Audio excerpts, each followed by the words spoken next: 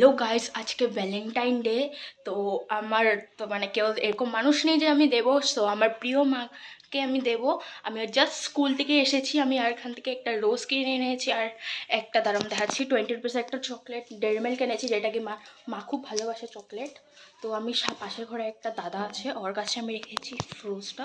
তো আমি দাদার থেকে এখন আনতে যাচ্ছি, এনে আমি রাখবো, তারপরে মাকে ডাক দেবো, দেখবো মায়ের রিয়াকশানটা কীরকম আসে তারও। গাইজ আমি ক্যামেরাটা এখানে একটু সেট করে দিই যাতে মা দেখতে না পায়। ভাবছি কোথায় সেট করবো,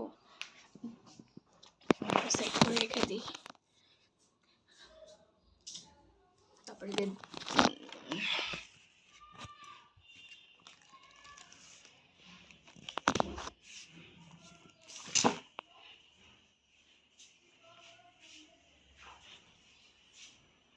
কোথায় সেট করি।